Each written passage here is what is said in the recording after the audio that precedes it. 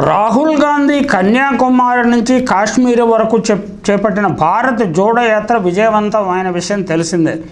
అందువల్ల తూర్పు నుండి పడమర వరకు భారత్ జోడో న్యాయయాత్ర త్వరలో ప్రారంభించనున్నారు. దేశంలో తూర్పు నుంచి పడమర వరకు రాహుల్ గాంధీ చేయనున్న సరికొత్త భారత్ జోడో న్యాయయాత్ర ఈ జనవరి ప్రథమార్థంలోనే ప్రారంభం కానుంది.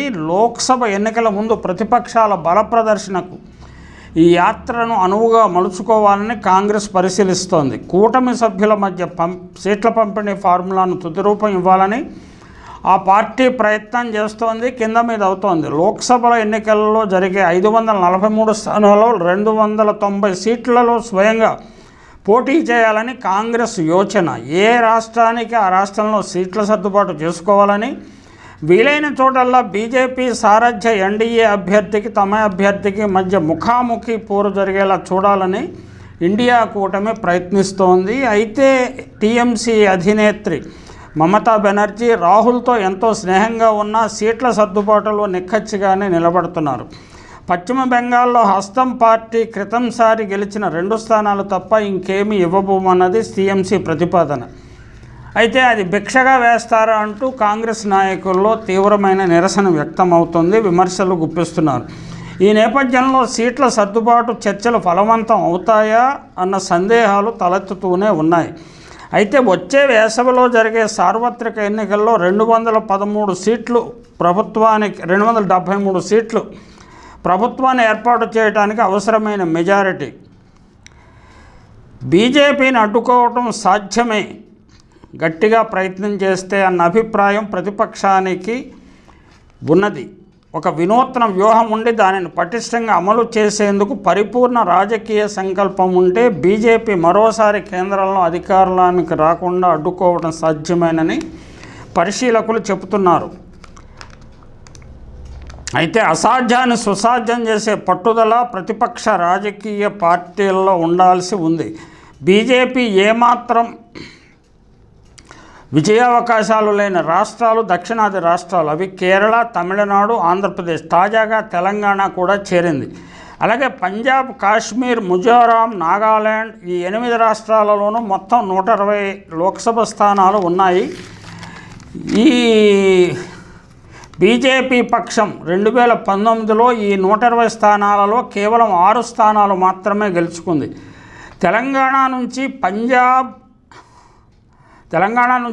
పంజాబ్ నుంచి 2, పంజాబ్లో అకాలీదళ్తోనూ తెలంగాణలో భారత రాష్ట్ర సమితితోనూ లోపాయికారి పొత్తు ఏదైనా ఉంటే తప్ప సాధారణ పరిస్థితుల్లో 6 సీట్లను బీజేపీ 2024లో నిలబెట్టుకోవడం అసాధ్యం. ఇండియా కూటమి ఈ రాష్ట్రాల్లో అనుసరించవలసిన ప్రధాన వ్యూహం బీజేపీని అడ్డుకోవటమే.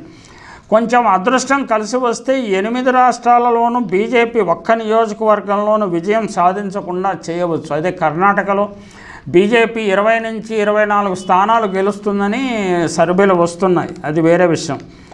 అయితే ప్రధానంగా హిందీ రాష్ట్రాలైన ఉత్తరప్రదేశ్, ఉత్తరాఖండ్, మధ్యప్రదేశ్, ఛత్తీస్గఢ్, జార్ఖండ్, రాజస్థాన్ రాష్ట్రాలలో బీజేపీ చాలా ప్రబల శక్తిగా ఉంది.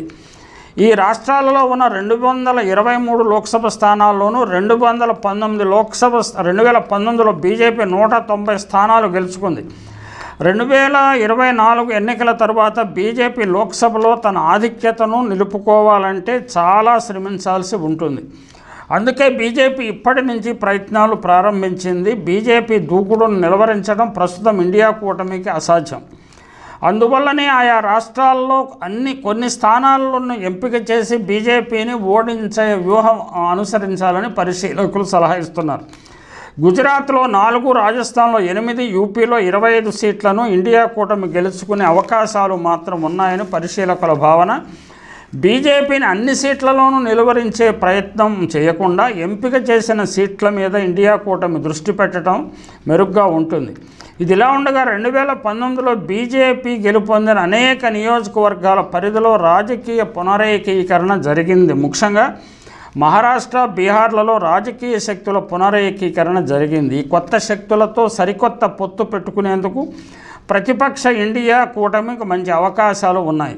2019 అనంతరం అసెంబ్లీ ఎన్నికలు జరిగిన పశ్చిమ బెంగాల్, హిమాచల్ ప్రదేశ్, కర్ణాటకలో పరాజయాలను బీజేపీ మూటగట్టుకున్నది. మోడీ ప్రభుత్వం వచ్చి తెచ్చిన కొత్త సాగు చట్టాలకు వ్యతిరేకంగా ప్రజ్వరిల్లిన రైతుల ఉద్యమంతో హర్యానా ప్రజలు రాజకీయ వైఖరులు మారాయి. ఒడిశాలో బిజు జనతాదళ్ 2019లో వలె లోక్సభ సీట్లను ఈసారి బీజేపీకి కానుకగా ఇచ్చే అవకాశం లేదు. ఈ ప్రధాన యుద్ధరంగం రాష్ట్రాల జాబితాలో మేఘాలయ, మణిపూర్తో పాటు కేంద్రపాలిత ప్రాంతాలు లడాక్, లక్షద్వీపులు, పుదుచ్చేరి కూడా ఉన్నాయి. ఈ రాష్ట్రాలు కేంద్రపాలిత ప్రాంతాలలోనే 2024 సార్వత్రిక ఎన్నికల అసలు సమరం జరగనున్నది.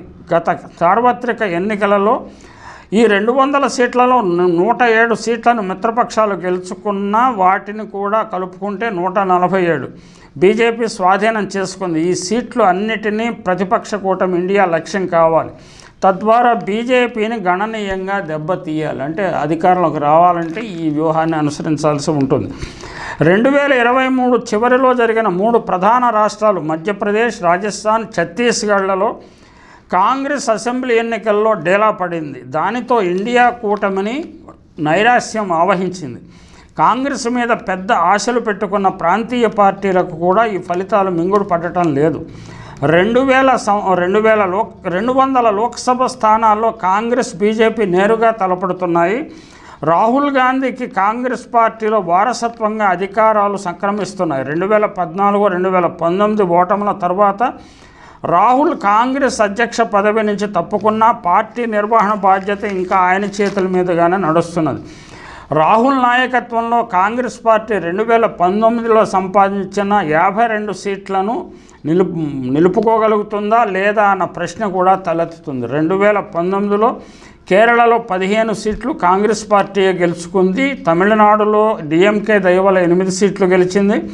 పంజాబ్లో 8 సీట్లు గెలిచింది. 2024లో ఈ 3 రాష్ట్రాల్లో ఈ స్థాయిలో సీట్లు గెలుచుకునే అవకాశాలు లేనే లేవు. పంజాబ్లో కాంగ్రెస్ పార్టీ పుంజుకునే అవకాశాలు కనిపించడం లేదు.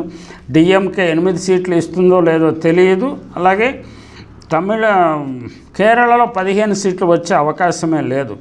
కర్ణాటక, హిమాచల్, తెలంగాణలో కాంగ్రెస్ పరిస్థితి కొంత మెరుగ్గా ఉండవచ్చు. తెలంగాణలో 10కు పైగా సీట్లు సంపాదించాలని కాంగ్రెస్ ఆశిస్తున్నది. కర్ణాటకలో కూడా గతంలో 26 సీట్లు బీజేపీ గెలుచుకుంది. 28లో కనీసం 10-15 సీట్లైనా గెలుచుకుంటే కాంగ్రెస్కి కొంత పరువు ప్రతిష్ట నిలుపుకుంటుంది. అలాగే కూటమిలో కూడా తన మాట చెల్లుబాటు అవుతుంది. లేకపోతే కూటమిలో కూడా కాంగ్రెస్ను వెనక్కి నెట్టేసే ప్రమాదం ఉంది.